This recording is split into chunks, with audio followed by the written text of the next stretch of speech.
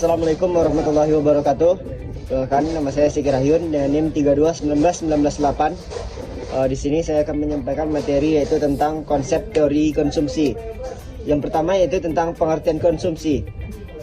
Konsumsi sendiri adalah kegiatan memanfaatkan barang-barang atau jasa dalam memenuhi kebutuhan hidup.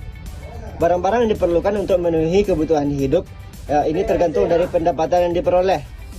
Barang-barang yang dihasilkan oleh produsen bukan hanya digolongkan menjadi barang-barang mewah dan barang tidak mewah, tetapi juga dapat dibagikan menjadi barang-barang untuk memenuhi kebutuhan pokok dan barang-barang yang tergolong bukan untuk kebutuhan pokok.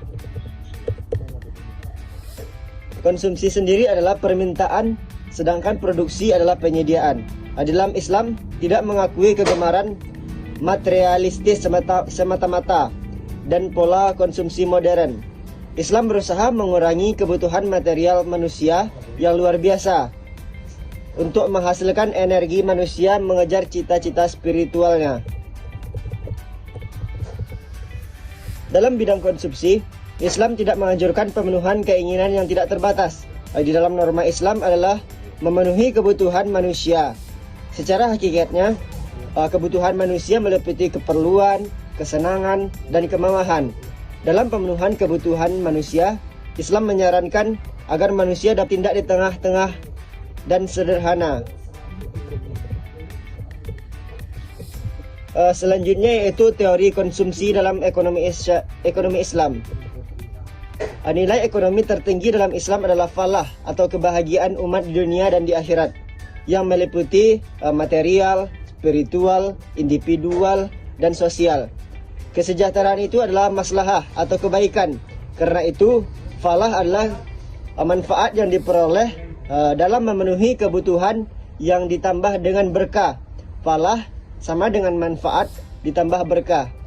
Jadi yang menjadi tujuan dari ekonomi Islam adalah tercapainya atau didapatkannya falah oleh individu dalam suatu masyarakat itu sendiri. Pengertian dalam melakukan konsumsi, maka perilaku konsumen terutama muslim selalu dan harus didasarkan pada syariat Islam. Dasar perilaku konsumsi antara lain yaitu yang pertama adalah ada pada surah Al-Maidah ayat 87 sampai 88. Yang kedua yaitu ada pada surah Al-Isra ayat 27-28.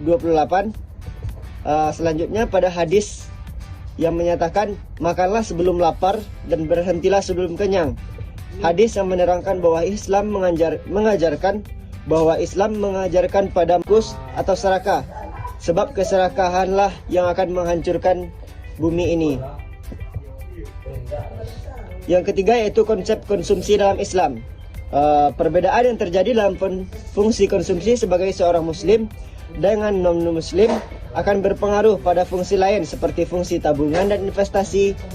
Hal ini disebabkan karena dalam fungsi konsumsi, perilaku konsumen muslim dipengaruhi adanya keharusan pembayaran zakat dalam konsep pendapatan optimum, serta adanya larangan pengambilan riba dalam transaksi apapun termasuk dalam konsumsi, investasi, dan tabungan.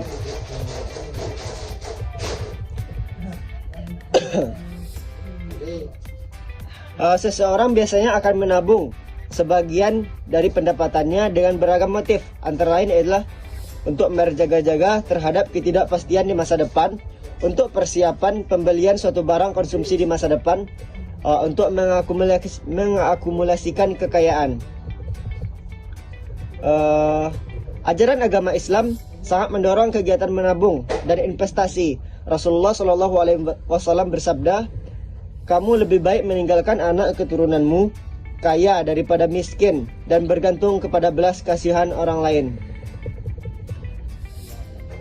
Dampak yang dapat dianalisa dari penerapan zakat dan larangan riba pada konsumsi dan tabungan antara lain adalah zakat yang dikenakan atas total pendapatan atau harta yang menganggur, yang berkurang atau tidak produktif bagi seorang muzaki. Hal ini berdampak pada peningkatan nilai konsumsi dan penurunan nilai tabungan. Penerapan zakat bagi mustahik akan berdampak pada peningkatan pendapatan dari perolehan zakat, sehingga peningkatan ini akan mempengaruhi pula pada peningkatan konsumsi mereka dan bahkan dapat dikatakan meningkatkan tabungan mereka. Demikianlah yang dapat saya sampaikan. Lebih dan kurang saya mohon maaf. Wabillahi taufiq wal hidayah. Assalamualaikum warahmatullahi wabarakatuh. Assalamualaikum warahmatullahi wabarakatuh. Perkenalkan, nama saya Yuhan Maulana dengan NIM 3219194. Di sini saya akan melanjutkan materi yang selanjutnya, yaitu yang poin B dan poin C. Yang poin B itu landasan teoritis dan filosofis perilaku konsumen dalam Islam. Yang pertama, landasan teoritis perilaku konsumen dalam Islam terbagi menjadi dua, yaitu yang pertama dasar pemikiran dan pemahaman konsumsi. Yang kedua, prinsip-prinsip perilaku konsumen dalam Islam. Ada 3 prinsip dasar konsumsi yang digariskan dalam Islam, yakni konsumsi barang halal, konsumsi barang suci dan bersih, dan tidak berlebihan. Poin C yaitu konsep final spending. Final spending adalah konsumsi dan infak seorang muslim, yaitu konsumsi yang berorientasikan duniawi untuk menjaga berbagai macam kebutuhan daruriat. Lebih jauh lagi, maksud dari konsumsi itu sendiri adalah penjagaan dalam eksistensi agama atau al-din, kehidupan, akal, keturunan, dan juga harta benda. Kelima hal ini dikenal dengan suatu konsep tentang al-kulliyat, al-kamsah. Adapun infak merupakan representasi dari kebutuhan seseorang yang berorientasi kepada akhirat untuk menjaga al-kulliyat, al-kamsah orang lain yang berpendapatan rendah demi tercapainya keadilan dan kesejahteraan. Selain itu, infak juga merupakan tabungan pahala di sisi Allah yang ketika frekuensi kegiatannya naik, maka akan menaikkan keberkahan dalam harta seseorang. Beberapa yang harus dipahami terlebih dahulu ketika ingin mengaplikasikan maqasid al-syariah. Mungkin hanya itu yang dapat saya sampaikan. Apabila ada salah kata, saya mohon maaf. Wabillahi taufiq wal hidayah. Assalamualaikum warahmatullahi wabarakatuh. Baik, bismillahirrahmanirrahim. Assalamualaikum warahmatullahi wabarakatuh. Selamat pagi, salam sejahtera untuk kita semua. Baiklah teman-teman, saya Beni Saputra dengan NIM 3219990 ingin menjelaskan materi kita pada pagi hari ini, yang mana poin yang akan dijelaskan yaitu tentang hubungan konsumsi, investasi, dan tabungan. Nah, yang pertama kita bahas yaitu konsumsi.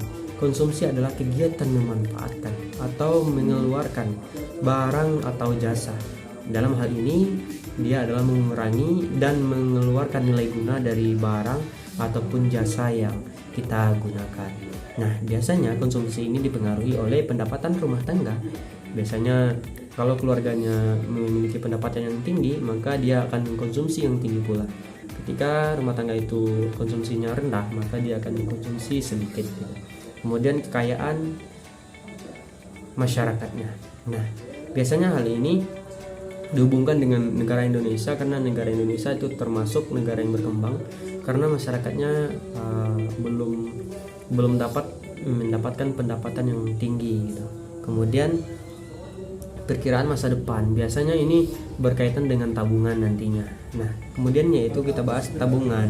Nah, tabungan itu ada simpanan yang didapatkan dari sebagian pendapatan yang tidak digunakan. Misalnya gini, Beni mendapatkan uang 100.000. Nah, uang 100.000 itu Beni gunakan untuk konsumsi 50.000 dan 50.000 lagi Beni tabungkan.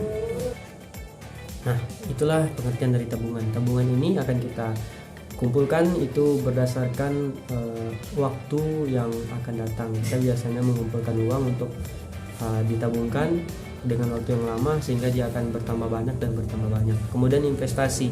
Nah, investasi ini adalah menyimpan uang itu mengharapkan keuntungan dari uang yang kita simpan. Nah, kita menyimpannya bukan di bank tetapi di tempat orang yang melakukan usaha. Biasanya investasi ini akan menguntungkan orang-orang yang melakukan investasi. Nah, ketiga hal ini memiliki kehubungan. Misalnya, ketika konsumsi kita tinggi, pendapatan kita juga tinggi, maka ketika pendapatan itu sudah dikurangi dengan konsumsi, maka kita akan menabungkan uang tersebut.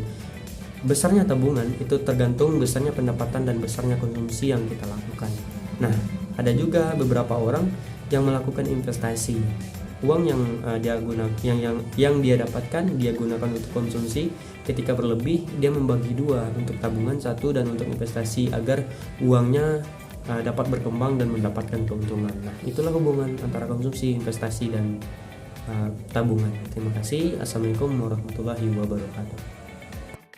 Baiklah, selanjutnya yaitu pada poin E, perbandingan konsep konsumsi Islami dan konvensional. Yang pertama adalah konsep konsumsi dalam ekonomi konvensional. Konsumsi secara umum dimaknai sebagai tindakan untuk mengurangi atau menghabiskan suatu guna benda ekonomi seperti memakai, memakan, mengendarai, dan menempati rumah dan lain-lain.